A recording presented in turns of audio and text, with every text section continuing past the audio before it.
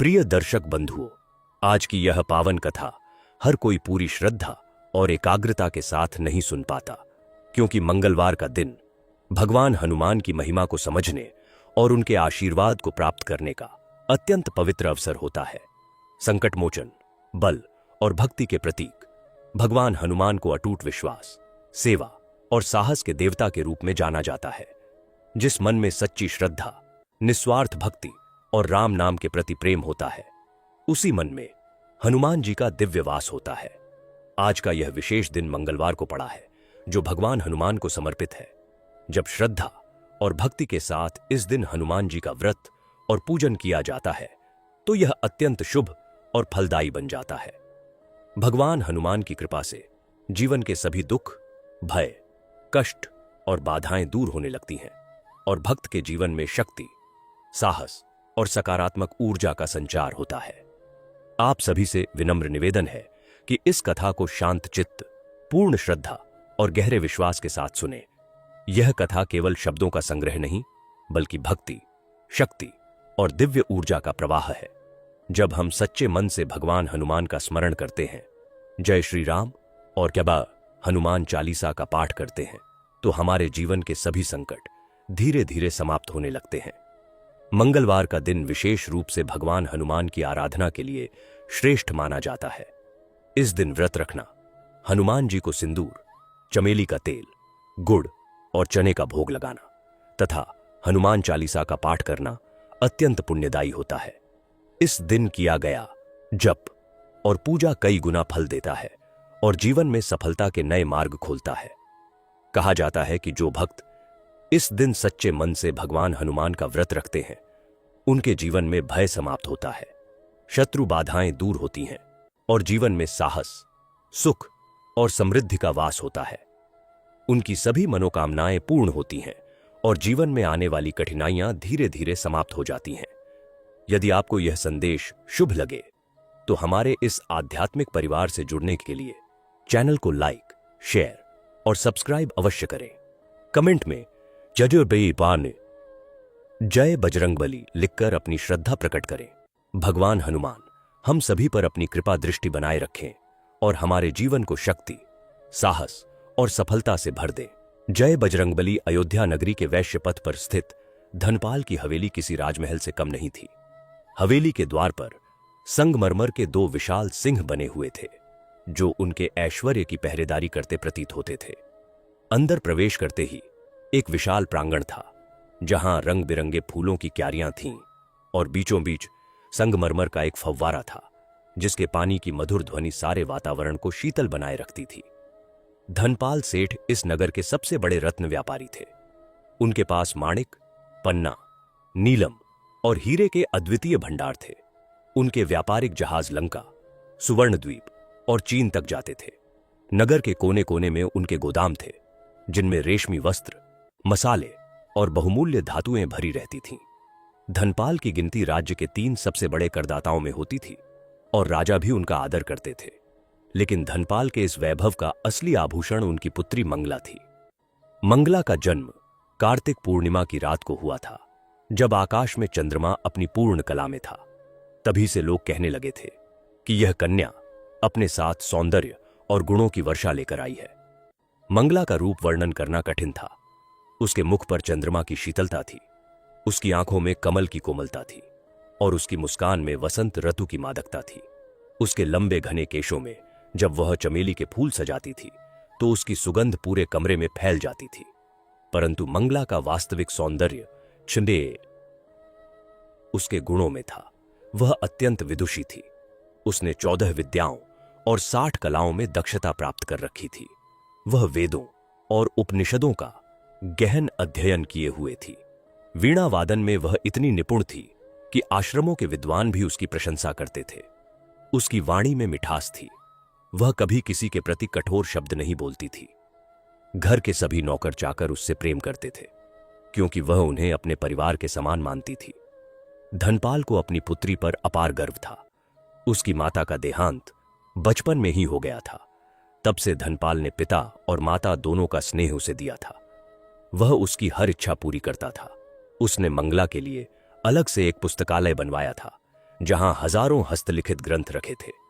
उसकी पुत्री के विवाह की चर्चा दूर दूर के राजघरानों में होती थी। कई राजाओं और बड़े व्यापारियों ने अपने पुत्रों के लिए संदेश भेजे थे, परंतु धनपाल कहता था, मेरी पुत्री को केवल धन ही नहीं, एक ऐसा घर चाहिए जहां उसके गुणों का सही मूल्य समझा जाए। मंगला भी अपने पिता से अत्यंत स्नेह करती थी। वह उनके चरणों में बैठकर व्यापार के गुर सीखती थी और उनके काम में हाथ बंटाती थी। पिता पुत्री का यह संबंध देखने वालों को आदर्श लगता था, परंतु इस सुखद जीवन में एक ऐसी बात थी जो धीरे धीरे धनपाल के मन में असंतोष पैदा कर रही थी। मंगला का हनुमान जी के प्रति अगाध अनुराग और उसका हर मंगलवार का व्रत धनपाल को एक दीवार की तरह लगने लगा था, जो उसकी पुत्री को संसार से अलग कर रही थी। मंगला के जीवन में मंगलवार का दिन सबसे पवित्र और महत्वपूर्ण था। यह दिन उसके लिए केवल सप्ताह का एक दिन नहीं था, बल्कि वह दिन था जब वह अपने आराध्य हनुमान जी के साथ एकाकार हो जाती थी। उसे यह व्रत अपनी माता से विरासत में मिला था।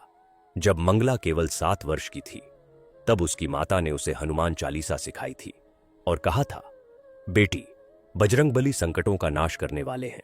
जो भक्त मंगलवार को विधिपूर्वक उनकी पूजा करता है, उसके जीवन का हर कष्ट दूर हो जाता है।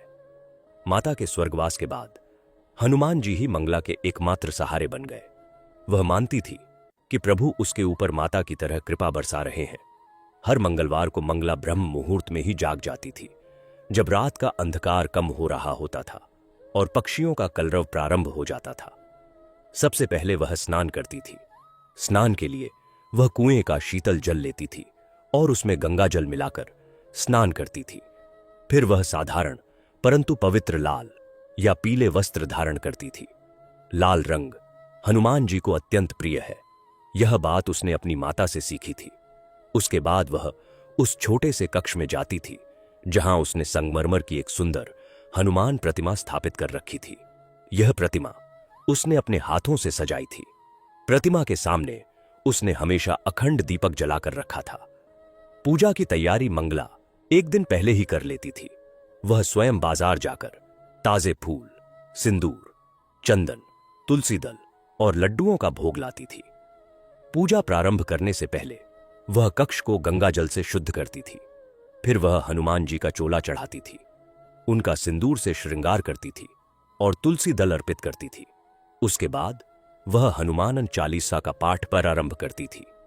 मंगला के स्वर में जब हनुमान चालीसा का पाठ होता था तो सुनने वाले मंत्रमुग्ध हो जाते थे। उसकी आवाज में ऐसी मधुरता और श्रद्धा होती थी कि घर के सभी लोग दूर से ही चुपचाप खड़े होकर सुनते थे। वह केवल पाठ ही नहीं करती थी, बल्कि हर चौपाई के अर्थ को अपने हृदय में उतार लेती थी। बुद्धिहीन तनु जानिके सुमिरौं पवन कुमार का उच्चारण करते समय उसकी आंखों से आंसू की धारा बह निकलती थी। पूजा के बाद वह भक्ति गीतों का गायन करती थी। उसके गाए हनुमान भजन सुनने में ऐसे लगते थे मानो स्वयं सुरगंधर्व आकाश से उतर आए हों। वह बजरंग बाण का पाठ भी करती थी और प्रणाम करते समय वह घंटों प्रभु के ध्यान में लीन रहती थी। व्रत के दिन वह केवल फल और दूध ग्रहण करती थी। दिन भर वह किसी से अधिक बात नहीं करती थी। उसका मन केवल प्रभु के चरणों में रमा रहता था। शाम को फिर से वह हनुमान जी की आरती करती थी और दिन भर की पूजा का फल सभी जीवों के कल्याण के लिए समर्पित कर देती थी। मंगला का यह व्रत केवल औपचारिकता नहीं था, यह उसके जीवन का आधार था। उसे पूरा विश्वास था कि जब तक वह हनुमान जी की शरण में है, कोई भी आपदा उसका अहित नहीं कर सकती। यही विश्वास आगे चलकर उसके जीवन की सबसे बड़ी शक्ति बना। धनपाल सेठ, जिसने अपना सारा जीवन लेन देन, तौल माप और व्यापारिक चतुराई के बल पर खड़ा किया था, उसके लिए कोई भी ऐसी चीज जिसे प्रत्यक्ष रूप से प्रमाणित नहीं किया जा सकता था, वह अंधविश्वास थी। उसकी बुद्धि पूर्णतः लौकिक थी। वह गणित, भूगोल, धातु विज्ञान और व्यापार नीति में पारंगत था, पर उसने कभी आध्यात्मिक ग्रंथों का अध्ययन नहीं किया था। उसका मानना था कि मनुष्य को केवल अपने परिश्रम पर विश्वास करना चाहिए, न कि अदृश्य शक्तियों पर। जब वह अपनी पुत्री मंगला को हर मंगलवार को सारा दिन पूजा पाठ और व्रत में व्यतीत करते हुए देखता, तो उसके मन में एक अजीब सी बेचैनी होती थी। वह सोचता था कि इतनी प्रतिभाशाली पुत्री जो व्यापार के गुर सीख सकती थी, जो राजघरानों में अपनी प्रतिभा का लोहा मनवा सकती थी, वह अनावश्यक रूप से अपना बहुमूल्य समय इन क्रियाओं में नष्ट कर रही है। धनपाल ने कई बार मंगला को समझाने का प्रयास किया। एक दिन वह उसके पूजा कक्ष में गया और देखा कि मंगला हनुमान जी के सामने घंटों से बैठी हुई है।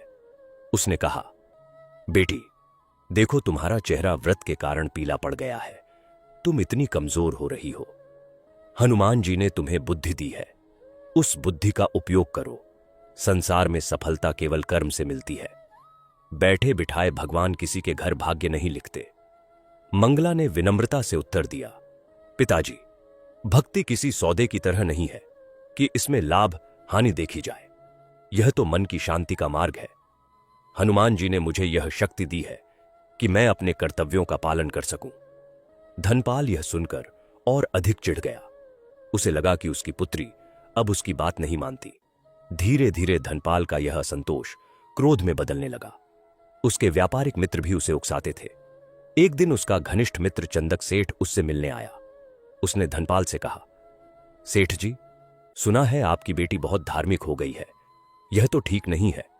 इन दिनों राजा के दरबार में कला प्रतियोगिताएं हो रही हैं। आपकी बेटी वीणा में निपुण है, उसे वहां भेजिए।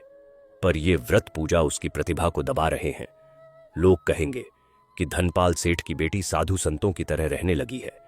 इससे आपकी प्रतिष्ठा पर भी असर पड़ेगा। यह सुनकर धनपाल के मन में आग लग गई। उसे लगने लगा कि उसकी पुत्री उसकी प्रतिष्ठा को ही हानि पहुंचा रही है। वह भूल गया कि उसकी पुत्री के सद्गुण, उसकी दया, करुणा और विनम्रता भी इसी भक्ति का परिणाम थे।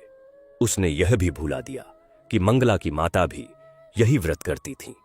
वह केवल अपने तर्कों और दुनिया की बातों में उलझ कर रह गया। उसकी यही भूल आगे चलकर एक भीषण संकट का कारण बनी। जिस भक्ति को वह अंधविश्वास कह रहा था, वही एक दिन उसके जीवन की सबसे बड़ी रक्षा करने वाली सिद्ध हुई। परंतु उस दिन वह यह समझने को तैयार नहीं था। उसने मन ही मन निश्चय कर लिया कि अब वह इस अंधविश्वास का अंत करेगा, चाहे कुछ भी करना पड़े। अयोध्या नगरी में फाल्गुन मास का मंगलवार था। वसंत ऋतु अपने पूरे यौवन पर थी। आम के पेड़ बौरों से लद गए थे। चारों ओर कोयल की कूक और भौरों की गुंजार से वातावरण मदमस्त था। किंतु धनपाल की हवेली में उस दिन वसंत की कोमलता नहीं, बल्कि आग के गोले उगलती गर्मी थी। धनपाल सेठ की आंखों में क्रोध की ज्वाला धक रही थी। उनके माथे पर पसीने की बूंदें उभर आई थीं और उनके हाथ कांप रहे थे। उनके सामने मंगला घुटनों के बल बैठी थी। उसकी आंखें नम थीं, पर उसके होठों पर वही शांत अडिग मुस्कान थी। यह दृश्य उससे एक दिन पहले की घटना का परिणाम था। पिछली रात धनपाल अपने मित्र चंदक सेठ के यहां भोज पर गया था। वहां कई बड़े व्यापारी और नगर के प्रतिष्ठित नागरिक एकत्र थे। भोज के बाद बातों बातों में किसी ने धनपाल से पूछ लिया, सेठ जी, सुनते हैं आपकी पुत्री मंगला बड़ी विदुषी है। वीणा वादन में तो वह नगर की शिरोमणि है, पर क्यों नहीं भेजते उसे राजदरबार में? राजा ने कला प्रतियोगिता का आयोजन किया है, वहां जाकर वह आपका नाम रोशन कर सकती है। धनपाल ने मुस्कुराकर कहा, हां हां, अवश्य भेजूंगा। तभी चंदक सेठ ने ताना मारते हुए कहा, सेठ जी, आपकी बेटी तो अब साध्वी बन गई है। हर मंगलवार व्रत, पूजा, भजन, राज दरबार जाने के बजाय वह हनुमान जी के मंदिर में घंटों बैठी रहती है। क्या आपको नहीं लगता कि यह अतिशयोक्ति है? चंदक सेठ की बात सुनकर वहां उपस्थित कई व्यापारी हंस पड़े। धनपाल का चेहरा क्रोध से लाल हो गया। वह कुछ बोलता, उससे पहले ही दूसरे व्यापारी ने कहा, सुनते हैं मंगला हर मंगलवार को बिना अन्न जल के व्रत रखती है। सेठ जी, आप इतने धनाढ्य होकर अपनी बेटी को भूखा रखते हैं, लोग क्या कहेंगे? यह सुनकर धनपाल के मान अभिमान पर चोट लगी। वह चुपचाप वहां से उठ आया और पूरी रात करवटें बदलता रहा। उसने तय कर लिया था कि अब इसका अंत करना होगा। उसकी पुत्री उसकी प्रतिष्ठा पर दाग लगा रही थी, उसे रोकना ही होगा। अगली सुबह मंगलवार था, ठीक उस दिन जब मंगला व्रत रखने वाली थी। धनपाल ने सूर्योदय से पहले ही मंगला के कमरे का दरवाजा खटखटाया। मंगला ने दरवाजा खोला। वह पहले से ही स्नान करके तैयार थी। उसके हाथ में पूजा की थाली थी, जिसमें सिंदूर, चंदन, लाल पुष्प और हनुमान चालीसा की पोथी सजी थी। उसके मुख पर वही शांति और आनंद था जो हर मंगलवार को होता था। धनपाल ने उसके हाथ से थाली छीन ली। थाली गिर गई, सिंदूर बिखर गया, पुष्प चारों ओर बिखर गए। मंगला स्तब्ध रह गई। धनपाल की आवाज गरजी, बस, अब बहुत हो चुका। मैं तुझे आज साफ साफ कह रहा हूं, आज से कोई व्रत नहीं, कोई पूजा नहीं, कोई भजन नहीं। तू मेरी पुत्री है, किसी साधु संत की चेली नहीं। तेरा काम है घर संभालना, व्यापार सीखना और मेरा नाम रोशन करना। ये अंधविश्वास तुझे निकम्मा बना रहे हैं। मंगला ने शांत स्वर में कहा, पिताजी, यह अंधविश्वास नहीं है, यह मेरी आस्था है। मेरी माता ने मुझे यह विरासत दी है। व्रत और पूजा के बिना मेरा मन शांत नहीं होता। धनपाल और भी क्रोधित हो गया। उसने कहा, मैं तेरी माता का नाम मत ला। तेरी माता भी यही अंधविश्वास करती रही और चली गई। मैं नहीं चाहता कि तू भी उसी राह पर चले। मैं तुझसे कह रहा हूं, आज से यह व्रत बंद। मंगला चुप रही। वह जानती थी कि उसके पिता क्रोध में कुछ भी कह सकते हैं, पर वह अपनी आस्था से समझौता नहीं कर सकती थी।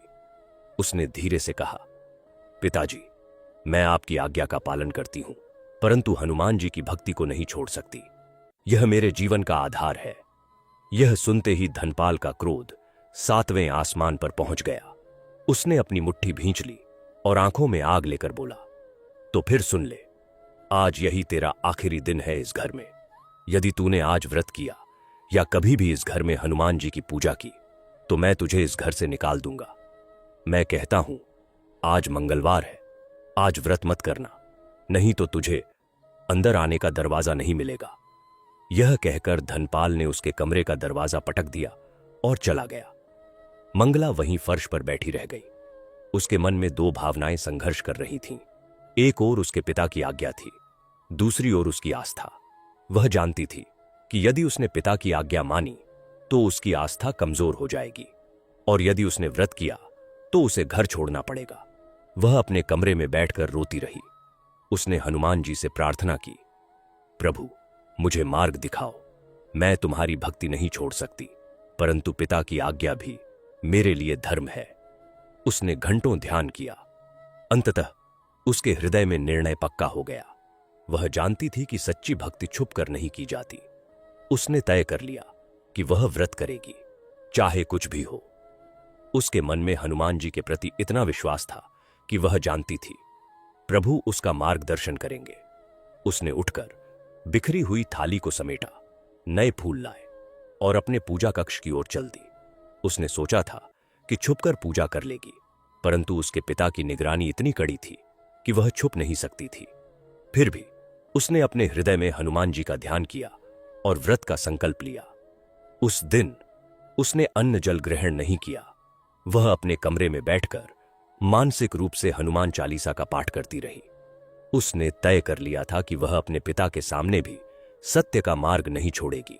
उसका यह निर्णय ही आगे चलकर उसके जीवन का सबसे बड़ा मोड़ साबित हुआ।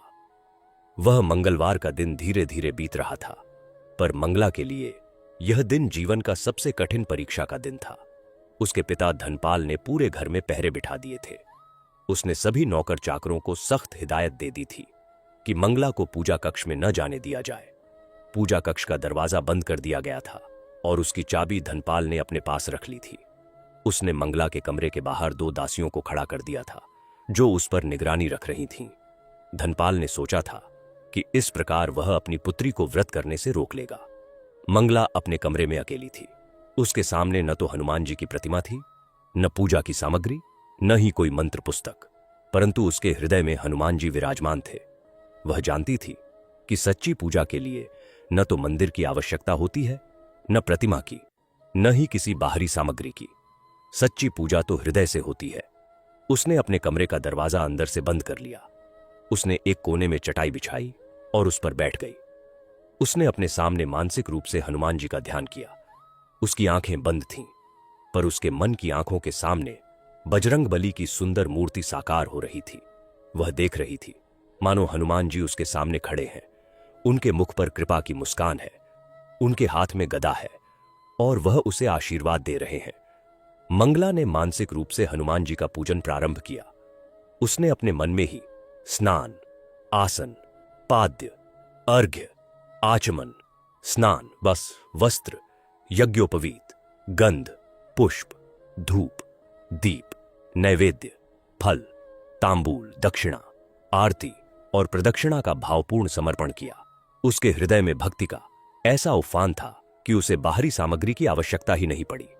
उसने हनुमान चालीसा का मानसिक पाठ किया। एक एक चौपाई को वह अपने हृदय में उतार रही थी। जय हनुमान ज्ञान गुण सागर, जय कपीस तिहु लोक उजागर, इसका उच्चारण करते ही उसे लगा मानो उसके भीतर एक अलौकिक शक्ति का संचार हो रहा हो। वह घंटों ध्यान में लीन रही। धीरे धीरे उसकी मानसिक पूजा समाप्त हुई। उसने व्रत का संकल्प लिया कि आज वह केवल फलाहार करेगी। दिन भर उसने कुछ भी नहीं खाया। दोपहर में उसकी दासी ने भोजन लाकर दिया, पर मंगला ने उसे वापस भेज दिया। दासी ने जाकर धनपाल को बता दिया। धनपाल क्रोध से पागल हो गया। वह मंगला के कमरे के दरवाजे पर आया और जोर जोर से पटकने लगा। मंगला, दरवाजा खोल। मैंने तुझसे कहा था कि आज व्रत नहीं करना, तूने मेरी बात नहीं मानी। मंगला ने शांत स्वर में उत्तर दिया, पिताजी, मैंने आपकी अवज्ञा नहीं की। मैंने कोई बाहरी पूजा नहीं की, न ही मैं पूजा कक्ष गई, परंतु मैं अपने हृदय में हनुमान जी का ध्यान कर रही हूं। यह मेरा अधिकार है। धनपाल ने कहा, तू बहाने बनाती है। मैं तुझसे कह चुका हूं, तुझे इस घर में रहना है तो यह सब बंद करना होगा। मंगला चुप रही। धनपाल गुस्से में वहां से चला गया। शाम हो गई। मंगला ने पूरे दिन उपवास रखा। सूर्यास्त के समय उसने फिर से ध्यान किया। उसने हनुमान आरती का मानसिक गायन किया। उसकी आवाज बहुत धीमी थी, पर उसके हृदय में वह आरती गूंज रही थी। उसे लगा मानो उसकी पूजा स्वीकार कर ली गई है। उसके मन में एक अद्भुत शांति थी। वह जानती थी कि उसने सही किया है। उसने अपने पिता की अवज्ञा नहीं की, बल्कि अपने धर्म का पालन किया। वह जानती थी कि अब जो भी होगा वह हनुमान जी की कृपा से होगा।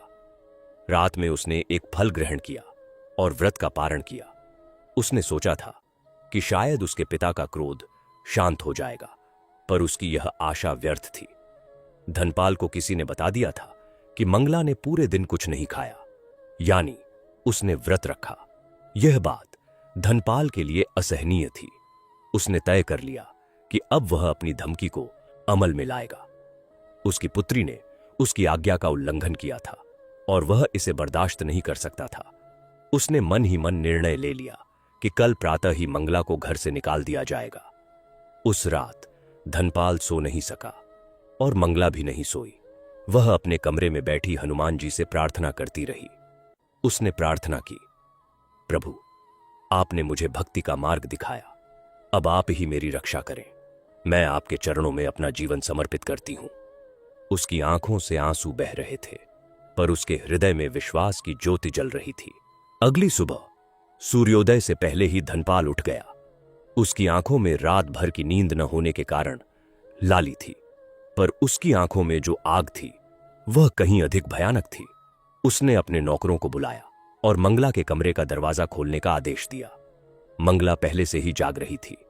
उसने रात भर हनुमान जी का ध्यान किया था और अब वह शांत और स्थिर थी। उसके चेहरे पर किसी प्रकार का भय नहीं था। धनपाल उसके कमरे में घुसा। उसने मंगला की ओर देखा और बोला, मैंने तुझसे कहा था कि व्रत मत करना, तूने मेरी बात नहीं मानी। तूने मेरी आज्ञा का उल्लंघन किया। मैं तुझसे वचन दे चुका था कि यदि तूने व्रत किया तो तुझे घर से निकाल दूंगा। मैं अपने वचन का पक्का हूं। मंगला ने धीरे से कहा, पिताजी, मैंने आपकी अवज्ञा नहीं की। मैंने कोई बाहरी पूजा नहीं की। मैंने अपने हृदय में हनुमान जी का ध्यान किया। क्या मैं अपने हृदय की भावनाओं पर भी अधिकार नहीं रखती?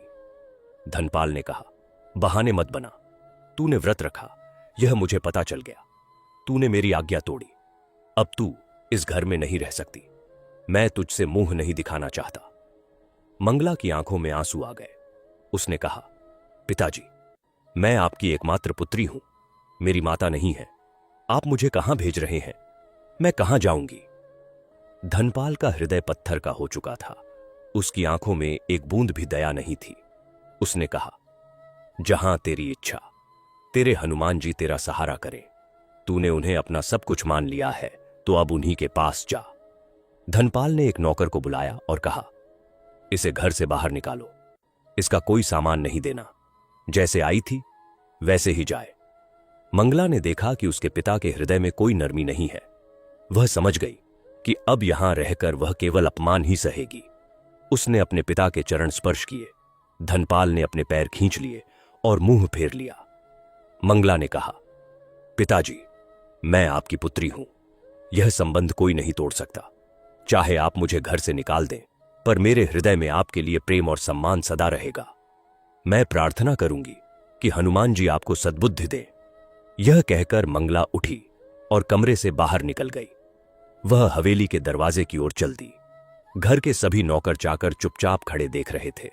उनकी आंखों में आंसू थे, पर कोई कुछ नहीं बोल सकता था। धनपाल का क्रोध सबके सामने था। मंगला ने हवेली का दरवाजा पार किया। वह एक बार मुड़कर अपने घर की ओर देखा। यह वही घर था जहां वह जन्मी थी, जहां उसकी माता ने उसे हनुमान जी की कहानियां सुनाई थीं, जहां उसने बचपन बिताया था। अब वह उसी घर से बेघर होकर निकल रही थी। उसकी आंखों से आंसुओं की धारा बह निकली, पर उसने अपने आंसू पोंछे और हनुमान जी का नाम लिया। उसने कहा, प्रभु, अब आप ही मेरे सहारे हैं, जहां ले जाना है ले चलो। वह अयोध्या नगरी की गलियों से होकर निकल गई। लोग उसे देखकर हैरान थे। कोई पूछता, मंगला, कहां जा रही हो? पर मंगला किसी को उत्तर नहीं देती थी। वह नगर के द्वार से बाहर निकल गई। उसके पास न तो कोई वस्त्र था, न कोई आभूषण, न कोई धन। उसके पास केवल हनुमान जी का नाम था और उसकी अटूट श्रद्धा। वह जंगल की ओर चल दी। रास्ते में कंकड़ पत्थर उसके पैरों को चुभ रहे थे, पर उसे पीड़ा का अनुभव नहीं हो रहा था। उसके मन में केवल एक ही भावना थी, हनुमान जी ने उसे यह मार्ग दिखाया है, वह उसका मार्गदर्शन करेंगे।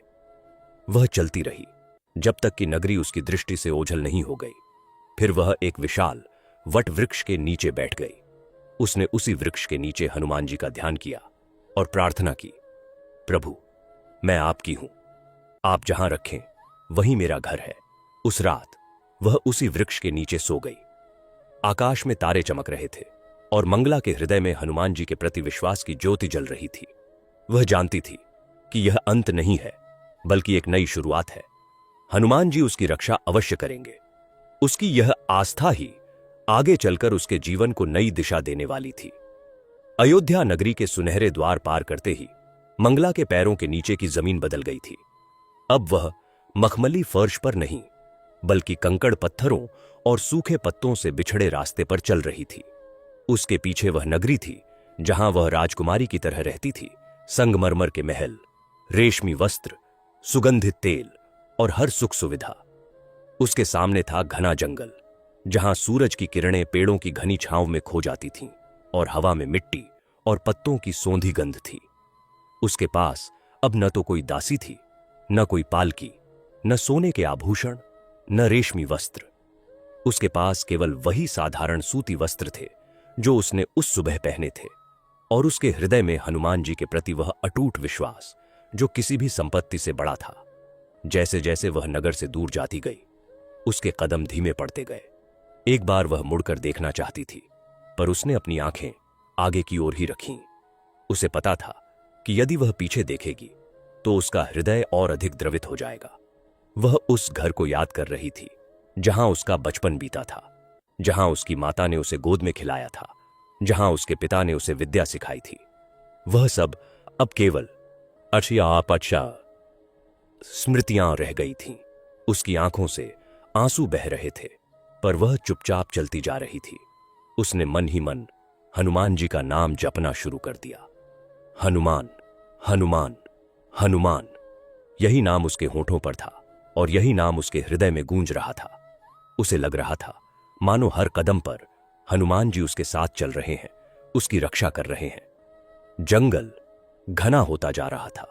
चारों ओर विशाल वृक्ष थे, बरगद, पीपल, आम, साल, सागौन। उनकी जटाएं जमीन तक लटक रही थीं और उनकी छांव इतनी घनी थी कि दिन में भी धुंधलका सा छाया रहता था। झाड़ियों में से कभी हिरण का झुंड निकल जाता तो कभी बंदरों का कलरव सुनाई देता। मोर अपने पंख फैलाकर नाचते थे और कोयल की कूक से वातावरण गुंजायमान था। मंगला को यह जंगल डरावना नहीं लग रहा था। उसे लग रहा था मानो यह हनुमान जी का ही निवास है। हनुमान जी स्वयं वनवासी हैं। वन उनका घर है, इसलिए यह जंगल भी अब उसका घर था। वह कब तक चली उसे पता नहीं चला। सूरज धीरे धीरे पश्चिम की ओर ढलने लगा था। आकाश में नारंगी और गुलाबी रंग की आभा फैल गई थी। मंगला थक गई थी। उसके पैरों में छाले पड़ गए थे। उसका गला सूख गया था और भूख ने उसे कमजोर कर दिया था। तभी उसकी दृष्टि सामने एक विशाल वट वृक्ष पर पड़ी। वह वृक्ष इतना विशाल था कि उसकी छांव में सैकड़ों लोग आराम कर सकते थे। उसकी जटाएं जमीन तक लटक रही थीं और उसके पत्ते घने थे। वृक्ष के नीचे एक प्राकृतिक चबूतरा सा बन गया था, जहां चारों ओर हरी भरी घास थी और जंगली फूल खिले हुए थे। मंगला ने सोचा, यही वह स्थान है जहां मैं रुकूंगी, यही मेरा आश्रय है। वह वृक्ष के नीचे जाकर बैठ गई। उसने अपने पैर फैलाए जो दर्द से सुन्न हो चुके थे। उसके वस्त्र फट गए थे और उसके बाल बिखर गए थे। वह सुंदर सजी धजी मंगला नहीं थी जो सुबह अपने महल में थी। वह एक असहाय, अकेली, दुखी बालिका थी जिसे उसके पिता ने घर से निकाल दिया था। पर उसके हृदय में अभी भी वही श्रद्धा थी, वही विश्वास था, वही साहस था। वह वट वृक्ष के नीचे बैठ गई और उसने अपनी आंखें बंद कर लीं। धीरे धीरे उसके मन में उसके पिता का वह कठोर चेहरा आया जब वह उसे घर से निकाल रहे थे। उसकी आंखों से फिर आंसू बह निकले। यह आंसू क्रोध के नहीं थे, करुणा के थे। वह अपने पिता के लिए रो रही थी, अपने लिए नहीं। वह सोच रही थी कि उसके पिता ने उसे क्यों नहीं समझा। उसकी भक्ति ने उसे कभी बुरा नहीं किया था, तो फिर उसे यह दंड क्यों मिला। पर यह सोचते ही उसने अपने मन को रोक लिया। उसने सोचा, यह दंड नहीं है, यह हनुमान जी की परीक्षा है। प्रभु मेरी भक्ति की परीक्षा ले रहे हैं, मुझे धैर्य रखना चाहिए। उसने अपने हाथ जोड़े, अपनी आंखें आकाश की ओर उठाईं जहां सांझ के तारे चमकने लगे थे, और वह प्रार्थना करने लगी। उसकी आवाज धीमी थी, पर उसमें इतनी शक्ति थी कि वह आकाश तक पहुंच रही थी। उसने कहा, हे प्रभु हनुमान, आप संकट मोचन हैं। आपने रामचंद्र जी के लिए समुद्र लांघा, लंका जलाई, संजीवनी बूटी लाई। आप भक्तों के कष्ट हरने वाले हैं। मैं आपकी दीन भक्त हूं। मेरे पास अब कोई नहीं है। मेरे पिता ने मुझे त्याग दिया, पर मैं जानती हूं कि आपने मुझे कभी नहीं त्यागा। आप मेरे साथ हैं। प्रभु, मुझे शक्ति दो, मुझे धैर्य दो। मैं आपके चरणों में अपना जीवन समर्पित करती हूं। उसने हनुमान चालीसा का पाठ शुरू कर दिया। उसके पास अब कोई पोथी नहीं थी, कोई प्रतिमा नहीं थी, कोई पूजा की सामग्री नहीं थी, पर उसके हृदय में पूरी हनुमान चालीसा कंठस्थ थी। वह एक एक चौपाई का उच्चारण कर रही थी और हर चौपाई के साथ उसके हृदय में एक नई ऊर्जा का संचार हो रहा था। जय हनुमान ज्ञान गुण सागर, जय कपीस तिहु लोक उजागर।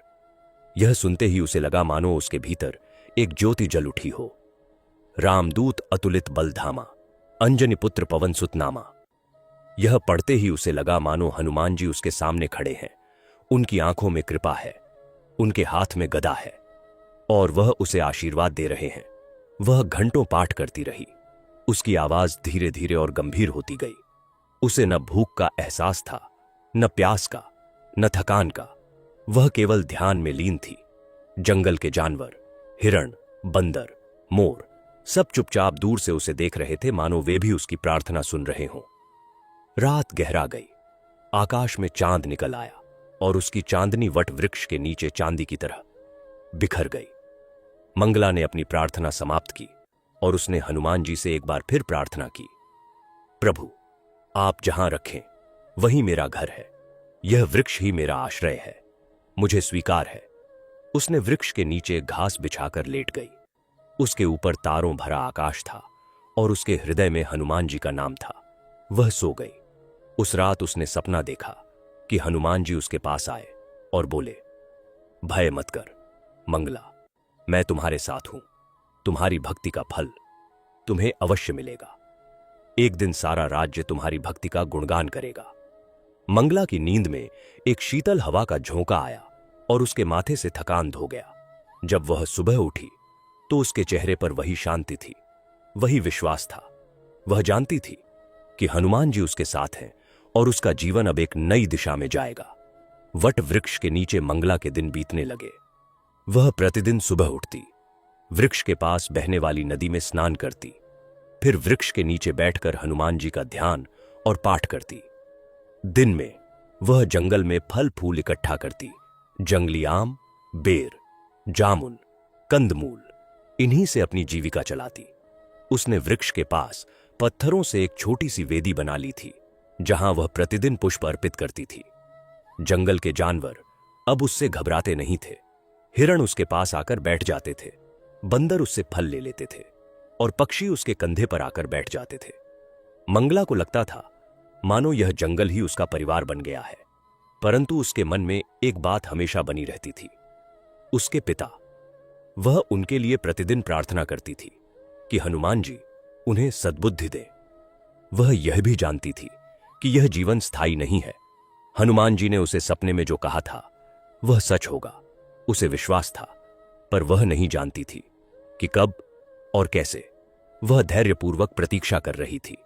ऐसे ही कुछ दिन बीते।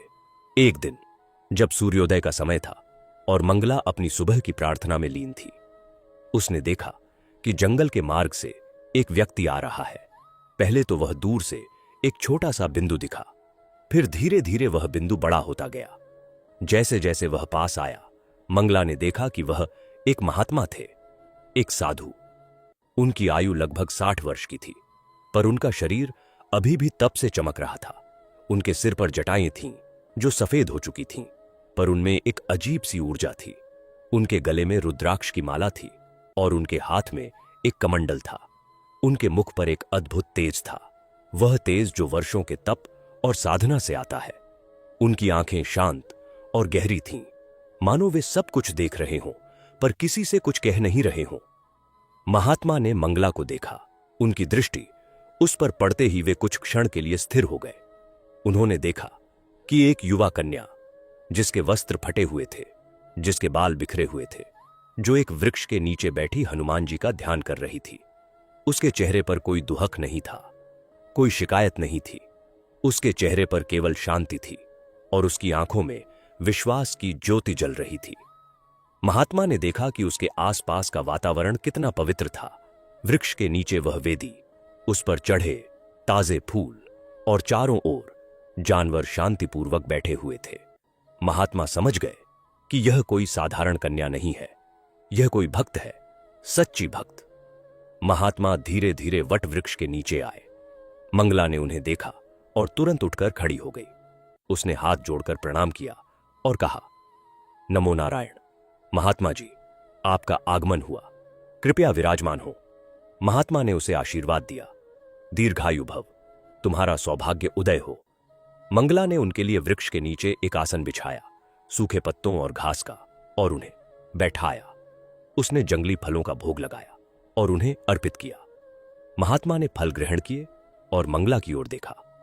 महात्मा ने पूछा, बेटी, तुम कौन हो? तुम यहां जंगल में अकेली कैसे? तुम्हारा घर कहां है? तुम्हारे माता पिता कहां हैं? यह सुनते ही मंगला की आंखों में आंसू आ गए। उसने सारी कथा सुनाई, कैसे वह धनपाल की पुत्री है, कैसे वह हनुमान जी का व्रत रखती थी, कैसे उसके पिता ने उसे अंधविश्वासी कहकर व्रत करने से मना किया, कैसे उसने अपने पिता की अवज्ञा करके व्रत रखा और कैसे उसके पिता ने उसे घर से निकाल दिया। उसने यह भी बताया कि वह अब इसी वृक्ष के नीचे रहती है, हनुमान जी का ध्यान करती है और जंगल के फल फूलों से अपना जीवन निर्वाह करती है। महात्मा ने उसकी बातें ध्यानपूर्वक सुनी। उनके चेहरे पर कोई आश्चर्य नहीं था, न कोई दया। उनके चेहरे पर केवल एक गहरी समझ थी। उन्होंने कहा, बेटी, तुमने जो किया वह सही किया। सच्ची भक्ति को कभी नहीं छोड़ना चाहिए, चाहे उसके लिए कितना भी बड़ा त्याग क्यों न करना पड़े। तुम्हारी भक्ति सच्ची है। तुमने अपने पिता की अवज्ञा नहीं की, तुमने अपने धर्म का पालन किया, और जो व्यक्ति अपने धर्म का पालन करता है उसकी रक्षा ईश्वर स्वयं करता है। महात्मा ने मंगला को ध्यान से देखा। उन्होंने उसके हाथों की रेखाएं देखीं, उसके चेहरे का तेज देखा और उसके हृदय की शुद्धता को पहचाना। उन्हें लगा कि यह कन्या केवल एक साधारण भक्त नहीं है, यह एक सिद्ध भक्त है। उसके भीतर वह शक्ति है जो लोगों को मंत्रमुग्ध कर सकती है। उसके भीतर वह प्रतिभा है जो पूरे राज्य को प्रभावित कर सकती है। उन्होंने कहा, बेटी, मैं देख रहा हूं कि तुम्हारे भीतर अद्भुत प्रतिभा है। तुम संगीत, भजन और वादन में निपुण हो। यह केवल तुम्हारा अभ्यास नहीं है, यह तुम्हारी आत्मा की पुकार है। तुम हनुमान जी की सच्ची भक्त हो। महात्मा ने अपना हाथ मंगला के मस्तक पर रखा और आशीर्वाद दिया। उनके हाथ का स्पर्श पाते ही मंगला को लगा मानो उसके भीतर एक नई ऊर्जा का संचार हो गया हो। उसकी थकान दूर हो गई, उसकी कमजोरी दूर हो गई और उसके मन में एक नया साहस जागृत हो गया। महात्मा ने कहा, बेटी, अब तुम यहां अकेली मत रहो, मेरे आश्रम चलो। वहां मैं तुम्हें संगीत, भजन और वादन की शिक्षा दूंगा, तुम्हारी प्रतिभा को निखारूंगा। एक दिन तुम इतनी सुंदर भजन गाओगी कि सुनने वाले मंत्रमुग्ध हो जाएंगे। हनुमान जी तुम्हारा मार्ग प्रशस्त करेंगे। मंगला ने महात्मा के चरणों में प्रणाम किया। उसकी आंखों से आंसू बह रहे थे, पर यह आंसू दुहक के नहीं थे, यह आंसू कृतज्ञता के थे। उसने कहा, गुरुदेव, आपने मुझे इस जंगल में पहचाना, मुझे आश्रय दिया। मैं आपकी कृतज्ञ हूं। मैं आपके आश्रम चलने को तैयार हूं। उस रात मंगला ने वट वृक्ष के नीचे अंतिम बार ध्यान किया। उसने हनुमान जी से प्रार्थना की, प्रभु, आपने मुझे यह मार्ग दिखाया। यह महात्मा आप ही के रूप में मेरे पास आए हैं। मैं उनके आश्रम जा रही हूं। आप सदा मेरे साथ रहें। अगली सुबह मंगला महात्मा के साथ उनके आश्रम की ओर चल दी। उसने एक बार पीछे मुड़कर उस वट वृक्ष को देखा जो उसके कष्टों का साक्षी था, और फिर आगे बढ़ गई। उसका जीवन अब एक नए अध्याय में प्रवेश कर रहा था। महात्मा का आश्रम जंगल के बीचों बीच एक पहाड़ी की तलहटी पर स्थित था। यह स्थान अत्यंत रमणीय था। आश्रम के चारों ओर घने वृक्ष थे, आम, नीम, पीपल, बरगद, चंदन। आश्रम के ठीक सामने एक स्वच्छ जलधारा बहती थी, जिसका पानी क्रिस्टल की तरह साफ था। सुबह सुबह जलधारा में कमल खिलते थे और उन पर भौरें गुनगुनाते थे। आश्रम में 5-7 कुटिया थीं, जिनमें महात्मा और उनके 4-5 शिष्य रहते थे। आश्रम के मध्य में एक विशाल वृक्ष के नीचे एक यज्ञशाला थी, जहां प्रतिदिन हवन और यज्ञ होते थे। वहां की वायु में चंदन, धूप और पुष्पों की सुगंध घुली रहती थी। यह स्थान इतना शांत और पवित्र था कि मंगला को लगा मानो वह किसी दूसरी ही लोक में आ गई हो। महात्मा ने मंगला के लिए एक छोटी सी कुटिया बनवा दी। कुटिया साधारण थी, मिट्टी की दीवारें, फूस की छत और अंदर एक चटाई, एक छोटा सा चबूतरा और एक दीपक। पर मंगला के लिए यह किसी महल से कम नहीं था। यहां उसे कोई डांटता नहीं था, कोई उसकी भक्ति पर प्रश्न नहीं उठाता था। यहां वह स्वतंत्र थी, अपनी श्रद्धा के साथ, अपने हनुमान जी के साथ। उसने अपनी कुटिया में एक छोटी सी हनुमान प्रतिमा स्थापित की और प्रतिदिन सुबह शाम उनकी पूजा करने लगी। महात्मा ने मंगला को शिक्षा देना प्रारंभ किया। उन्होंने पहले उसकी प्रतिभा को परखा। एक दिन उन्होंने मंगला से कहा, बेटी, तुम गाओ, मैं सुनना चाहता हूं कि तुम्हारे भीतर कितनी शक्ति है। मंगला ने हाथ जोड़कर कहा, गुरुदेव, मैं हनुमान जी का भजन गाऊंगी। उसने अपनी आंखें बंद कीं और गाना शुरू किया। उसने हनुमान जी का वह भजन गाया जो उसने बचपन में अपनी माता से सीखा था। उसकी आवाज सुनते ही आश्रम के सभी शिष्य चुप हो गए। पक्षियों का कलरव थम गया। जलधारा की ध्वनि भी धीमी हो गई, मानो वह भी सुन रही हो। मंगला की आवाज में इतनी मधुरता थी, इतना भाव था, इतनी श्रद्धा थी कि सुनने वाले मंत्रमुग्ध हो गए। उसने जब बुद्धिहीन तनु जानिके सुमिरों पवन कुमार गाया तो महात्मा की आंखों से आंसू बह निकले। गाना समाप्त हुआ तो पूरा आश्रम शांत था। फिर महात्मा ने कहा, बेटी, तुम्हारे भीतर दिव्य प्रतिभा है। यह प्रतिभा तुम्हें तुम्हारी माता से मिली है और हनुमान जी की कृपा से निखरी है, पर अभी तुम्हारी कला को और निखारने की आवश्यकता है। मैं तुम्हें संगीत के शास्त्रीय स्वरों का ज्ञान दूंगा, राग रागिनियों की बारीकियां सिखाऊंगा और वीणा वादन में निपुण कराऊंगा। महात्मा स्वयं संगीत के महान विद्वान थे। उन्होंने टेढ़े अपने युवा काल में राज दरबारों में संगीत की शिक्षा दी थी, पर बाद में उन्होंने सांसारिक जीवन त्याग दिया और तपस्या के मार्ग पर चल पड़े। पर उनका संगीत ज्ञान अभी भी उनके पास था और उन्होंने उसे मंगला को देने का निर्णय किया। उन्होंने प्रतिदिन सुबह मंगला को संगीत की शिक्षा देना प्रारंभ किया। सबसे पहले उन्होंने उसे स्वरों का अभ्यास कराया। सा, रे, गा, मा, पा, धा, नी। मंगला पहले से ही स्वरों को जानती थी, पर महात्मा ने उसे हर स्वर की बारीकी सिखाई। कैसे सा को आकाश से जोड़ना है, कैसे रे को धरती से, कैसे गा को अग्नि से। उन्होंने उसे बताया कि संगीत केवल ध्वनि नहीं है, यह ईश्वर तक पहुंचने का मार्ग है। जब सच्चे भाव से गाया जाता है तो संगीत स्वयं प्रार्थना बन जाता है। धीरे धीरे महात्मा ने मंगला को रागों की शिक्षा दी। उन्होंने अनपाठे राग भैरव सिखाया, जो सूर्योदय का राग है, जो शांति और गंभीरता का प्रतीक है। उन्होंने साय उसे राग यमन सिखाया, जो संध्या का राग है, जो करुणा और श्रद्धा से भरा है। उन्होंने उसे राग हनुमान तोड़ी सिखाया, जो विशेष रूप से हनुमान जी की भक्ति के लिए है। मंगला ने जब पहली बार राग हनुमान तोड़ी को महात्मा के निर्देशन में गाया तो आश्रम का वातावरण ही बदल गया। ऐसा लगा मानो हनुमान जी स्वयं वहां आ गए हों। शिष्यों ने कहा कि उन्होंने हवा में गदा की ध्वनि सुनी।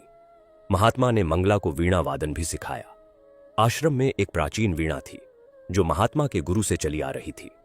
उस वीणा की ध्वनि अद्भुत थी, उसमें एक अलौकिक गूंज थी। महात्मा ने वह वीणा मंगला को सौंप दी। उन्होंने कहा, यह वीणा अब तुम्हारी है, इसे संभाल कर रखना। इस वीणा की ध्वनि से भक्ति का प्रसार होगा। मंगला ने वीणा को अपने हाथों में लिया और उसकी तारों पर उंगलियां फेरी। वीणा से जो ध्वनि निकली वह इतनी मधुर थी कि महात्मा मुस्कुरा दिए। उन्होंने कहा, तुम वीणा को समझ गई, यह तुम्हारा साथी बनेगी। महात्मा ने मंगला को भजन गायन की शिक्षा भी दी। उन्होंने उसे बताया कि भजन केवल गीत नहीं है, यह हृदय की भाषा है। भजन में शब्दों से अधिक भाव महत्वपूर्ण है। उन्होंने उसे सिखाया कि कैसे एक भजन को इस प्रकार गाया जाए कि वह सुनने वाले के हृदय में उतर जाए, उसे ईश्वर से जोड़ दे। उन्होंने उसे हनुमान जी के अनेक भजन सिखाए। हनुमान चालीसा को राग यमन में कैसे गाया जाए, बजरंग बाण को किस लय में प्रस्तुत किया जाए और आरती कीजिए हनुमान लला की वो को किस भाव से गाया जाए। मंगला ने अद्भुत मेहनत की। वह प्रतिदिन सुबह 3 बजे उठती, स्नान करती, हनुमान जी की पूजा करती और फिर महात्मा के पास जाकर संगीत का अभ्यास करती। वह घंटों स्वरों का अभ्यास करती, वीणा पर रियाज करती और भजनों के शब्दों को बार बार दोहराती। उसकी मेहनत का कोई अंत नहीं था। कभी कभी उसकी उंगलियां वीणा की तारों से घिसकर खून से लाल हो जाती, पर वह रुकती नहीं थी। कभी कभी उसका गला बैठ जाता, पर वह ठंडे पानी से गला साफ करके फिर से अभ्यास शुरू कर देती। महात्मा उसे देखते और गर्व से भर जाते। उन्होंने कहा, यह कन्या केवल गायिका नहीं बनेगी, यह भक्ति की देवी बनेगी। कुछ ही महीनों में मंगला की प्रतिभा इतनी निखर गई कि दूर दूर के आश्रमों और गांवों के लोग उसे सुनने आने लगे। जब मंगला भजन गाती तो लोगों की आंखों से आंसू बहने लगते। उसकी वीणा की ध्वनि सुनकर जंगल के जानवर भी शांत हो जाते। उसकी प्रसिद्धि धीरे धीरे जंगल से बाहर निकलकर अयोध्या नगरी तक पहुंचने लगी। लोग कहने लगे, जंगल में एक साध्वी रहती है जो हनुमान जी के भजन इतने मधुर गाती है कि देवता भी सुनने आते हैं। मंगला को इस प्रसिद्धि से कोई मोह नहीं था। वह केवल हनुमान जी की भक्ति में लीन थी, पर हनुमान जी की योजना कुछ और ही थी। उनकी भक्ति अब केवल जंगल तक सीमित नहीं रहने वाली थी। महात्मा के आश्रम में मंगला का जीवन अब तपस्या और साधना में बदल चुका था। वह प्रतिदिन सूर्योदय से पहले उठ जाती, नदी में स्नान करती और फिर घंटों स्वर साधना में लीन हो जाती। महात्मा ने उसे संगीत की जितनी विधाएं सिखाईं, मंगला ने उन सबको अपनी भक्ति के साथ जोड़ लिया। वह केवल स्वरों का अभ्यास नहीं करती थी, वह हर स्वर को हनुमान जी का रूप मानकर गाती थी। सा को वह हनुमान जी का शरीर मानती, रे को उनका बल, गा को उनकी बुद्धि, मां को उनकी भक्ति। इस प्रकार उसका अभ्यास केवल संगीत नहीं रह गया था, वह पूजा बन गया था। दिन रात एक करके मंगला ने अपनी कला को निखारा। उसकी उंगलियां वीणा की तारों पर इतनी फुर्ती से चलती थीं कि देखने वाले आश्चर्यचकित हो जाते थे। कभी वीणा की ध्वनि बारिश की बूंदों की तरह कोमल होती, तो कभी बादलों की गरज की तरह गंभीर। उसकी आवाज में ऐसी मधुरता आ गई थी कि आश्रम के पक्षी भी चुप हो जाते थे और उसे सुनने लगते थे। महात्मा ने उसे राग रागिनियों का गूढ़ ज्ञान दिया। राग भैरव, राग यमन, राग हनुमान तोड़ी, राग मियां की मल्हार। मंगला ने हर राग को इतनी गहराई से आत्मसात किया कि वह राग स्वयं उसके माध्यम से बोलने लगे। एक दिन आश्रम में हनुमान जयंती का आयोजन था। महात्मा ने मंगला से कहा, बेटी, आज तुम हनुमान जी के भजन गाओ। मंगला ने वीणा उठाई और राग हनुमान तोड़ी में बजरंग बाण गाना शुरू किया। उसकी आवाज सुनते ही आश्रम में मौजूद सभी लोग स्तब्ध रह गए। उसकी आवाज में इतनी शक्ति थी, इतना भाव था कि लोगों की आंखों से आंसू बहने लगे। एक बूढ़े साधु ने कहा, मैंने जीवन में इतना सुंदर भजन कभी नहीं सुना। यह केवल गायन नहीं, यह दिव्य अनुभव है। उस दिन के बाद मंगला की ख्याति आश्रम से बाहर भी फैल गई। दूर दूर के गांवों से लोग उसे सुनने आने लगे। वह जब भजन गाती तो लोग घंटों बैठे सुनते रहते। उन्हें न भूख का एहसास होता, न प्यास का, न थकान का। उसका गायन उन्हें किसी दूसरी ही लोक में ले जाता था। मंगला की मेहनत रंग लाई थी। वह अब केवल एक भक्त नहीं थी, वह एक सिद्ध गायिका थी जिसके भजनों में जादू था। 2 वर्षों की कठोर साधना के बाद मंगला की प्रतिभा पूर्णता को प्राप्त हो चुकी थी। महात्मा ने देखा कि अब उनकी शिष्या उनसे भी आगे निकल गई है। उसके गायन में वह आत्मा आ गई थी जो केवल सच्ची भक्ति से ही आती है। एक दिन महात्मा ने मंगला को अपने समीप बुलाया। आश्रम की यज्ञशाला में सूर्य की किरणें फैली हुई थीं और वातावरण शांत था। महात्मा ने मंगला के सिर पर अपना हाथ रखा और कहा, बेटी, तुमने अपनी मेहनत और भक्ति से वह प्राप्त कर लिया है जो बड़े बड़े साधकों को वर्षों में नहीं मिलता। तुम हनुमान जी की सच्ची भक्त हो। महात्मा ने अपनी आंखें बंद कर लीं और कुछ क्षण ध्यान में रहे। जब उन्होंने आंखें खोलीं तो उनके चेहरे पर एक दिव्य तेज था। उन्होंने कहा, बेटी, मैं देख रहा हूं, तुम्हारा भविष्य बहुत उज्जवल है। एक दिन तुम्हारा सम्मान पूरे राज्य में होगा। राजा स्वयं तुम्हें अपने दरबार में बुलाएगा और तुम्हारे भजन से सारा दरबार मंत्रमुग्ध हो जाएगा। तुम केवल एक गायिका नहीं बनोगी, तुम भक्ति की देवी बनोगी। तुम्हारे द्वारा हनुमान जी की महिमा का प्रचार पूरे राज्य में होगा। मंगला ने यह सुनकर महात्मा के चरणों में सिर झुका दिया। उसकी आंखों से कृतज्ञता के आंसू बह रहे थे। उसने कहा, गुरुदेव, यह सब आपकी कृपा है। आपने मुझे इस जंगल में पहचाना, मुझे आश्रय दिया, मुझे यह विद्या दी। यदि आप न होते तो मैं आज भी उसी वट वृक्ष के नीचे अकेली बैठी होती। महात्मा ने उसे गले लगाया और कहा, बेटी, अब तुम्हारा मार्ग प्रशस्त है।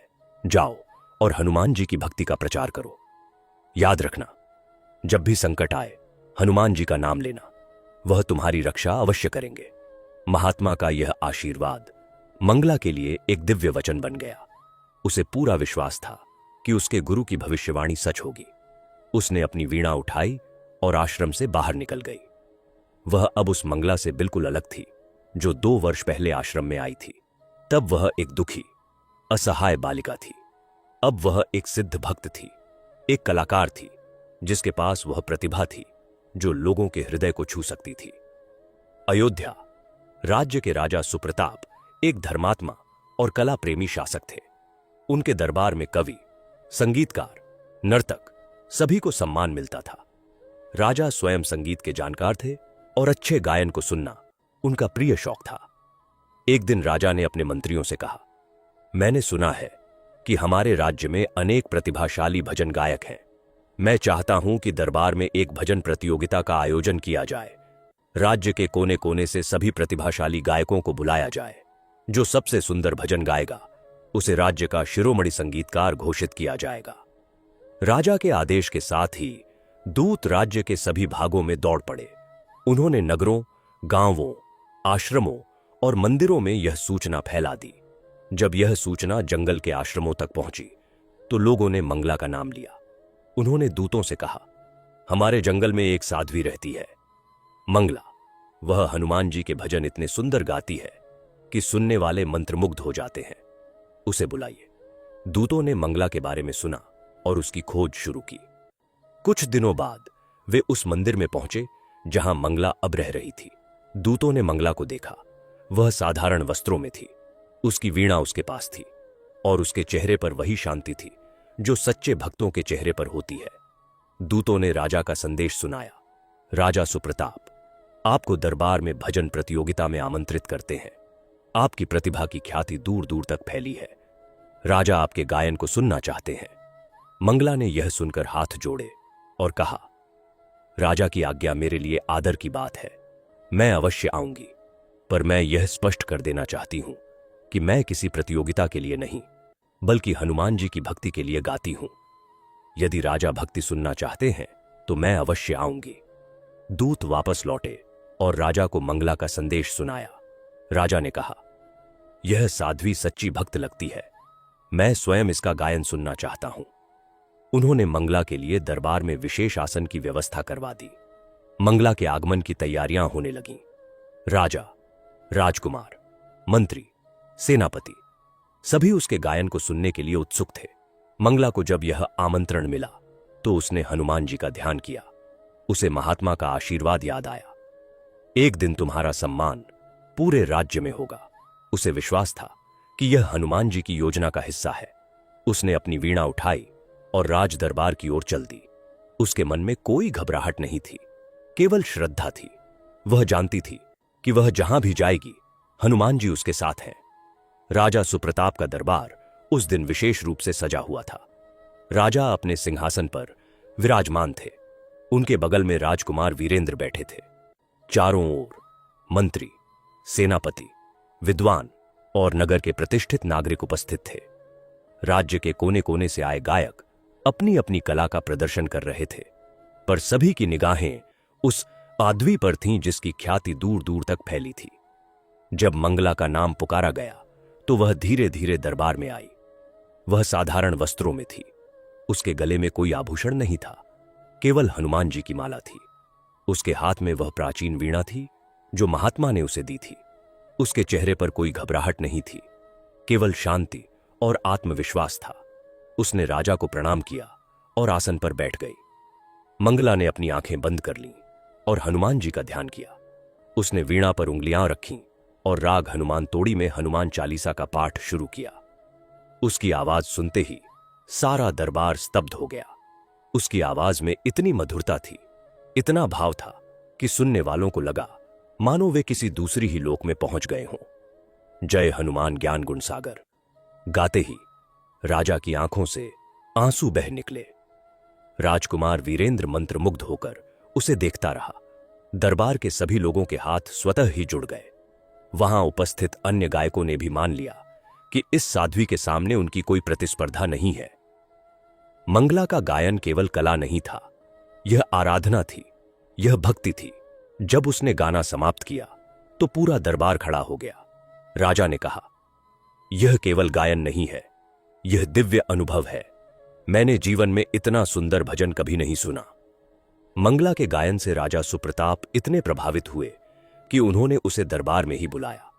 उन्होंने उसकी विनम्रता देखी, उसकी विद्या देखी, उसकी भक्ति देखी। मंत्रियों ने राजा को बताया कि मंगला अयोध्या के प्रतिष्ठित व्यापारी धनपाल की पुत्री है, पर उसके पिता ने उसे उसकी भक्ति के कारण घर से निकाल दिया था। राजा ने कहा, यह कन्या केवल गुणवान ही नहीं, साहसी भी है। उसने अपनी भक्ति के लिए सब कुछ त्याग दिया। राजा ने राजकुमार वीरेंद्र की ओर देखा। राजकुमार युवा, योग्य और अविवाहित था। राजा ने निर्णय लिया, मंगला जैसी गुणवान, विदुषी और भक्त कन्या ही राजकुमार के योग्य है। राजा ने मंगला से कहा, भक्त मंगला, तुम्हारे गुणों से मैं अत्यंत प्रभावित हूं। मैं चाहता हूं कि तुम मेरे पुत्र राजकुमार वीरेंद्र की पत्नी बनो। यह सुनकर पूरा दरबार सन्नाटे में आ गया। मंगला ने विनम्रता से कहा, महाराज, मैं केवल एक साधारण कन्या हूं। राजा ने कहा, तुम्हारे गुण ही तुम्हारा कुल है। राजकुमार ने भी अपनी सहमति दे दी। राजा ने तुरंत विवाह की तैयारी शुरू करवा दी।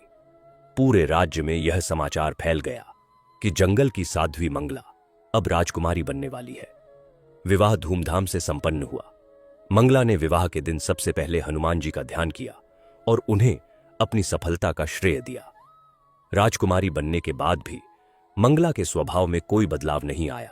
वह वैसी ही सादगी से रहती थी, वैसी ही विनम्र थी। उसने महल में हनुमान जी का एक सुंदर मंदिर बनवाया और प्रतिदिन वहां पूजा करती थी। उसने पूरे राज्य में हनुमान जी की भक्ति का प्रचार करने का निर्णय लिया। उसने राज्य के हर नगर और गांव में हनुमान जी के भव्य मंदिर बनवाए। हर मंगलवार को वह भंडारे और भव्य पूजा का आयोजन करती थी। वह स्वयं मंदिरों में जाती, हनुमान जी का श्रृंगार करती और घंटों भजन गाती। उसके भजन सुनने के लिए हजारों लोग एकत्र होते थे। मंगला ने राज्य के हर गांव में हनुमान कथा का आयोजन किया।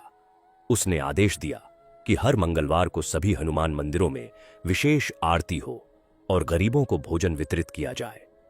उसकी भक्ति देखकर लोग आश्चर्यचकित थे। एक राजकुमारी, जिसके पास सारे सुख साधन थे, वह स्वयं मंदिरों में जाकर सेवा करती थी। उसके इस व्यवहार ने लोगों के हृदय जीत लिए। जब मंगला मंदिर में पूजा करने जाती थी तो पूरी नगरी उसकी भक्ति का गुणगान करती थी। लोग उसके आगे पीछे चलते, उस पर पुष्प वर्षा करते और जठेते जय हनुमान के नारे लगाते। उसकी भक्ति की लहर पूरे राज्य में फैल गई। हर घर में हर मंगलवार को व्रत और पूजा होने लगी। राजा और रानी भी मंगला के साथ मंदिर जाने लगे। मंगला ने अपनी भक्ति से पूरे राज्य को बदल दिया था। वह अब केवल राजकुमारी नहीं थी, वह भक्ति की देवी थी, लोगों के हृदय की रानी थी। राजकुमारी मंगला ने अपनी भक्ति को केवल महल तक सीमित नहीं रखा। उसने पूरे राज्य में हनुमान जी की भक्ति का प्रसार करने का संकल्प लिया। उसने राज्य के हर नगर, हर गांव, हर मोहल्ले में हनुमान जी के भव्य मंदिर बनवाए। ये मंदिर संगमरमर और काले पत्थर से बने थे। उनके शिखर इतने ऊंचे थे कि दूर से ही दिखाई देते थे। प्रत्येक मंदिर में हनुमान जी की सजीव प्रतिमा स्थापित की गई, जिनका प्रतिदिन सिंदूर और चंदन से श्रृंगार होता था। हर मंगलवार को मंगला ने सभी मंदिरों में भव्य पूजा और भंडारे का आयोजन शुरू कर दिया। उस दिन मंदिरों में घंटियां बजतीं, शंखनाद होता और हजारों भक्त एकत्र होते। मंगला स्वयं राजमहल से निकलकर राज्य के सबसे बड़े हनुमान मंदिर में जाती और घंटों भजन गाती। उसने आदेश दिया कि किसी भी भक्त को भूखा नहीं लौटना चाहिए। भंडारों में हजारों लोगों के लिए भोजन की व्यवस्था की जाती। मंगला स्वयं प्रसाद परोसती और भक्तों की सेवा करती। उसके इस व्यवहार को देखकर लोग भाव विभोर हो जाते। उसने मंदिरों में अखंड दीपक जलाने की व्यवस्था भी की, जो कभी नहीं बुझता था। धीरे धीरे पूरे राज्य में हनुमान जी की भक्ति की लहर दौड़ गई। हर घर में हर मंगलवार को व्रत और पूजा होने लगी। मंगला ने यह सब अपने बल पर नहीं किया। उसने हर काम को हनुमान जी के चरणों में अर्पित किया।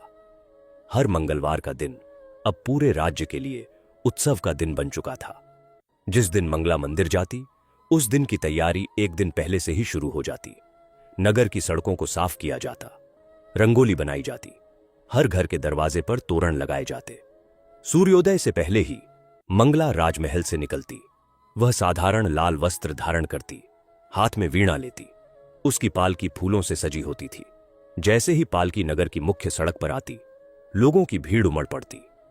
हर घर की छतों, बालकनियों, दरवाजों पर लोग खड़े हो जाते।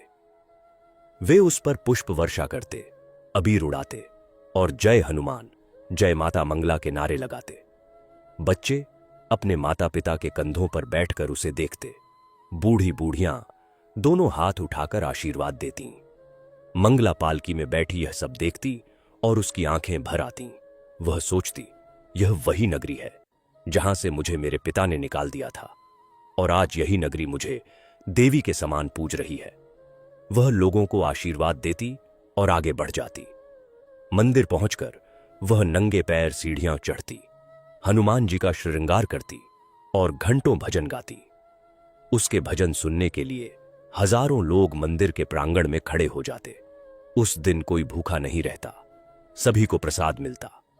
मंगला की इस भक्ति ने पूरे राज्य को एक सूत्र में बांध दिया था। जाति पाति, ऊंच नीच सब भेद मिट गए। जब मंगला राजमहल में सुख समृद्धि से जीवन बिता रही थी, उसके पिता धनपाल की दशा दिन प्रतिदिन बदतर होती जा रही थी। मंगला को घर से निकालने के बाद धनपाल ने सोचा था कि अब उसके घर से अंधविश्वास समाप्त हो गया है, परंतु विधि का विधान कुछ और ही था।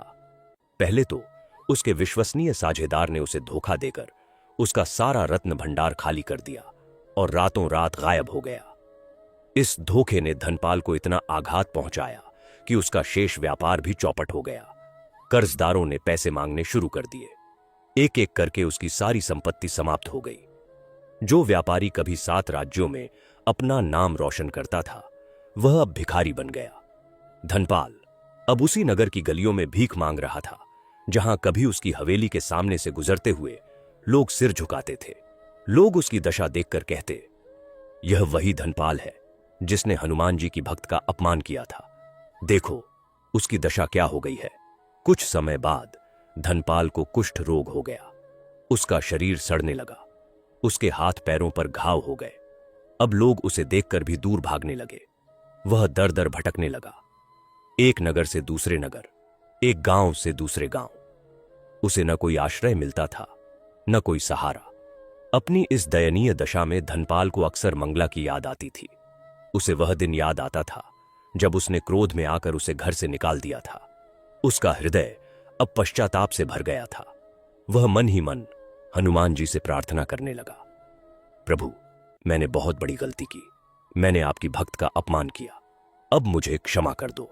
अपनी सारी संपत्ति खोने के बाद धनपाल की दशा दिन प्रतिदिन दयनीय होती गई। वह अब केवल भिखारी ही नहीं था, उसके शरीर ने भी उसका साथ छोड़ दिया। कुष्ठ रोग ने उसे जकड़ लिया था। यह रोग इतना भयंकर था कि धीरे धीरे उसकी त्वचा पर सफेद दाग फैलने लगे। उसके हाथ पैरों पर गहरे घाव हो गए और उसके शरीर से ऐसी दुर्गंध आने लगी कि कोई उसके पास नहीं फटकता था। वही धनपाल जिसकी हवेली में संगमरमर के फव्वारे झड़ते थे, जिसके वस्त्र रेशमी होते थे, जिसके भोजन में सैकड़ों व्यंजन होते थे, वह अब सड़कों पर पड़े सूखे रोटी के टुकड़े बीनता था। उसके शरीर के घावों में मक्खियां बैठती थीं और वह उन्हें हटाने की शक्ति भी नहीं रखता था। धनपाल अब दर दर भटकने लगा। वह अयोध्या नगरी की गलियों में भीख मांगता, पर लोग उसे देखकर दूर भागते थे। कोई उसे छूना नहीं चाहता था, कोई उसके पास बैठना नहीं चाहता था। जहां कभी लोग उसके दर्शन के लिए तरसते थे, वहां अब लोग उसे देखकर मुंह फेर लेते थे। वह एक नगर से दूसरे नगर, एक गांव से दूसरे गांव भटकता रहा। कभी मंदिर के बाहर सोता, कभी नदी के तट पर, कभी किसी वृक्ष के नीचे। उसे कोई आश्रय नहीं मिलता था, कोई सहारा नहीं मिलता था। उसकी दशा देखकर कभी कभी किसी दयालु व्यक्ति के हाथ से रोटी का टुकड़ा मिल जाता तो वह उससे पेट भर लेता। इन दिनों धनपाल को अक्सर मंगला की याद आती थी। उसे वह दिन याद आता था जब मंगला छोटी थी और उसकी गोद में बैठकर हनुमान जी के भजन गाती थी। उसे वे मंगलवार याद आते थे जब मंगला व्रत रखती थी और उसके चेहरे पर दिव्य तेज आ जाता था। उसे वह दिन याद आता था जब उसने क्रोध में आकर उसे घर से निकाल दिया था। वह सोचता, मैंने क्या किया? मैंने अपनी ही पुत्री को, जो मेरे जीवन का सबसे बड़ा आभूषण थी, घर से निकाल दिया। मैंने उसकी भक्ति को अंधविश्वास कहा। आज मैं देख रहा हूं कि सच्चा अंधविश्वास क्या था। वह था मेरा धन पर अहंकार, मेरा अपनी बुद्धि पर घमंड। उसका हृदय पश्चाताप से भर गया था। वह मन ही मन हनुमान जी से प्रार्थना करने लगा। उसके पास अब कोई मंदिर नहीं था, कोई प्रतिमा नहीं थी, कोई पूजा की सामग्री नहीं थी, पर उसने वही किया जो एक बार मंगला ने जंगल में किया था। उसने अपने हृदय में हनुमान जी का ध्यान किया। उसने कहा, प्रभु, मैंने बहुत बड़ी गलती की। मैंने आपकी भक्त का अपमान किया। अब मुझे क्षमा कर दो। मैं तुम्हारी शरण में हूं। एक दिन धनपाल भटकते भटकते अयोध्या नगरी में आ पहुंचा। उसे पता नहीं था कि अब इस नगरी की राजकुमारी उसकी पुत्री मंगला है। वह अपनी दयनीय दशा में सड़क के किनारे पड़ा था। उस दिन मंगलवार था। सुबह से ही नगर में उत्सव का माहौल था। सड़कों को साफ किया गया था, रंगोली बनाई गई थी, हर घर के दरवाजे पर तोरण लगाए गए थे। लोग बता रहे थे कि राजकुमारी मंगला मंदिर में पूजा करने जा रही हैं। धनपाल ने यह नाम सुना, मंगला। उसका हृदय धड़कने लगा। क्या वह उसकी मंगला हो सकती है? वह उठकर बैठ गया। उसने सोचा, चाहे कुछ भी हो, मैं आज उसे देखूंगा। वह किसी तरह उठा और सड़क के किनारे आकर बैठ गया। दूर से घंटियों की आवाज आई। फिर जय हनुमान, जय माता मंगला के नारे गूंजने लगे। धनपाल ने देखा, एक भव्य पालकी आ रही थी। पालकी के आगे पीछे हजारों लोग थे। लोग पुष्प वर्षा कर रहे थे, अबीर उड़ा रहे थे। पालकी जैसे जैसे पास आती गई, धनपाल का हृदय और तेज धड़कने लगा। उसने पालकी में झांकना चाहा, पर उसकी आंखें धुंधली हो रही थीं। वह उठकर खड़ा होना चाहता था, पर उसके पैरों में शक्ति नहीं थी। वह लड़खड़ाकर सड़क पर आ गिरा। पालकी ठीक उसके पास आ पहुंची। वह पालकी के ठीक नीचे गिर गया। पालकी रुक गई। चारों ओर शोर मच गया। कोई बीमार आ गया है। पालकी के नीचे आ गिरा। सिपाही उसे हटाने के लिए आगे बढ़े, पर तभी पालकी के पर्दे के अंदर से एक मधुर आवाज आई, रुको, उसे मत छुओ। पालकी से मंगला उतरी। उसने देखा एक वृद्ध क्षीणकाय कुष्ठ रोग से ग्रस्त व्यक्ति सड़क पर पड़ा था। उसके शरीर पर घाव थे, उसके वस्त्र फटे हुए थे, उसके बाल बिखरे हुए थे, पर उसके चेहरे की आकृति कुछ परिचित लग रही थी। मंगला ने ध्यान से देखा। उसका हृदय एकाएक धड़कने लगा। उसने पहचान लिया, यह उसके पिता थे। यह वही धनपाल थे जिन्होंने उसे घर से निकाल दिया था। पर अब वह धनपाल नहीं थे जो कभी हवेली में सिंहासन पर बैठते थे। वह एक दयनीय, असहाय, रोगग्रस्त भिखारी थे। मंगला की आंखों से आंसुओं की धारा बह निकली। वह झुकी और अपने पिता के पास बैठ गई। मंगला उस दयनीय व्यक्ति के पास झुकी। उसकी आंखों से आंसू बह रहे थे। उसने ध्यान से उसके चेहरे को देखा। वही चेहरा था जो कभी उसे ममता से देखता था। वही हाथ थे जो कभी उसे सहलाते थे। वही पिता थे जिन्होंने उसे विद्या दी थी। हां, यह उसके पिता धनपाल थे। मंगला ने फफक कर कहा, पिताजी। यह शब्द सुनते ही धनपाल की आंखें खुल गईं। उसने अपनी पुत्री को सामने देखा। वह राजकुमारी के वस्त्रों में थी। उसके चेहरे पर वही दिव्य तेज था, पर उसकी आंखों में केवल प्रेम और करुणा थी। धनपाल के हृदय पर जैसे बिजली गिरी। वह फूट फूट कर रोने लगा। उसके घावों से पीड़ा तो बहुत थी, पर उससे अधिक पीड़ा उसके मन में थी। उसने जो अपनी पुत्री के साथ किया था, उसका पश्चाताप। धनपाल ने अपने दोनों हाथ जोड़े। उसके शरीर में इतनी शक्ति नहीं थी कि वह उठकर बैठ सके, पर उसने जितना हो सका उतना सिर झुकाया। उसने कांपती हुई आवाज में कहा, बेटी, मैंने तुझसे क्षमा मांगी थी कभी। मैंने तुझे घर से निकाल दिया था। मैंने तेरी भक्ति को अंधविश्वास कहा था। मैंने हनुमान जी का अपमान किया था। आज मैं देख रहा हूं कि सच्चा अंधविश्वास क्या था। वह था मेरा अहंकार, मेरा धन पर घमंड। बेटी, मुझे क्षमा कर दे। मैं तेरे सामने अपराधी हूं। उसकी आवाज घुटन भरी थी। उसकी आंखों से आंसुओं की धारा बह रही थी और उसके घावों से रिस रहा था, पर उसे किसी पीड़ा का एहसास नहीं था, केवल पश्चाताप था। मंगला ने यह सुना। उसका हृदय द्रवित हो उठा। उसने अपने पिता को गले लगा लिया। उसे उनके शरीर की दुर्गंध का एहसास नहीं हुआ। उसे उनके घावों का एहसास नहीं हुआ। उसे केवल एहसास हुआ कि यह उसके पिता हैं, जिन्होंने उसे जन्म दिया, जिन्होंने उसे पाला, जिन्होंने उसे विद्या दी। उसने कहा, पिताजी, क्षमा की क्या बात। आप मेरे पिता हैं, मैं आपकी पुत्री हूं। पिता और पुत्री के बीच क्षमा नहीं होती, केवल प्रेम होता है। आपने मुझे घर से निकाला था, पर मैं कभी आपसे दूर नहीं हुई। मैं प्रतिदिन आपके लिए प्रार्थना करती थी कि हनुमान जी आपको सद्बुद्धि दें। आज वह दिन आ गया। अब आप मेरे साथ चलिए। मंगला ने तुरंत अपने सेवकों को बुलाया। उसने आदेश दिया, इन्हें उठाकर पालकी में बिठाओ, इन्हें महल ले चलो। सेवकों ने धनपाल को उठाया और पालकी में बिठा दिया। मंगला भी पालकी में बैठ गई। पालकी वापस महल की ओर चल दी। नगर के लोग यह दृश्य देख रहे थे। उनकी आंखों में आंसू थे। वे कह रहे थे, देखो, राजकुमारी मंगला कितनी दयालु है। उसने अपने पिता को क्षमा कर दिया, जिन्होंने उसे घर से निकाल दिया था। यही सच्ची भक्ति है। महल पहुंचकर मंगला ने धनपाल के लिए सबसे अच्छे चिकित्सकों को बुलवाया। उन्होंने धनपाल का इलाज शुरू किया। मंगला स्वयं उनकी सेवा करती थी। उनके घावों पर मरहम लगाती थी, उन्हें भोजन कराती थी, उनके पास बैठकर हनुमान जी के भजन गाती थी। धीरे धीरे धनपाल का स्वास्थ्य सुधरने लगा। उसके घाव भरने लगे, उसकी त्वचा साफ होने लगी, उसके शरीर में शक्ति आने लगी। पर सबसे बड़ा परिवर्तन उसके हृदय में हुआ था। अब वह प्रतिदिन मंगला के साथ मंदिर जाता, हनुमान जी की पूजा करता और भजन गाता। जिसे वह कभी अंधविश्वास कहता था, अब वही उसके जीवन का आधार बन गया था। मंगला की इस दयालुता और करुणा को देखकर राजा, रानी और राजकुमार सभी भाव विभोर हो गए। राजा ने कहा, यही सच्ची भक्ति है, जो क्षमा करना सिखाती है, जो सेवा करना सिखाती है, जो प्रेम करना सिखाती है। तब से पूरा राज परिवार हर मंगलवार व्रत करने लगा। राजा स्वयं हनुमान जी के मंदिर में जाकर पूजा करते, राजकुमार वीरेंद्र मंगला के साथ भजन गाते और रानी भंडारों की व्यवस्था करती। पूरा राज्य हनुमान जी की भक्ति में लीन हो गया। इस प्रकार धनपाल की पुत्री मंगला, जिसे उसके पिता ने केवल भक्ति के कारण घर से निकाल दिया था, वही एक दिन राजकुमारी बनी और पूरे राज्य में हनुमान जी की भक्ति का प्रचार करने वाली देवी बन गई। उसकी अटूट श्रद्धा, उसकी विनम्रता और उसकी करुणा ने सबका मन जीत लिया। उसने अपने पिता को भी क्षमा करके दिखा दिया कि सच्ची भक्ति का सबसे बड़ा लक्षण है क्षमा और करुणा। धनपाल, जो कभी अहंकार और धन के मद में चूर था, अब हनुमान जी का सबसे बड़ा भक्त बन गया।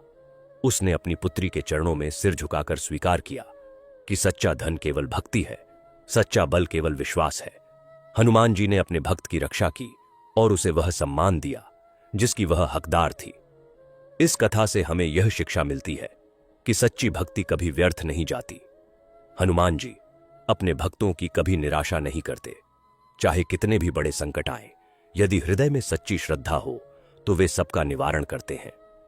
दूसरी शिक्षा यह है कि अहंकार और धन का घमंड मनुष्य का पतन कर देता है, जबकि विनम्रता और भक्ति उसे ऊंचाइयों तक पहुंचाती है। तीसरी शिक्षा यह है कि क्षमा सबसे बड़ा धर्म है। मंगला ने अपने पिता को क्षमा करके दिखा दिया कि सच्चा भक्त वही है जो दूसरों के अपराधों को भुला सके। अंत में यह कथा हमें यह भी बताती है कि जो हनुमान जी की शरण में आता है उसका कभी अनादर नहीं होता। हनुमान जी उसे सदा सुख, शांति और सम्मान प्रदान करते हैं। जय हनुमान, जय श्री राम।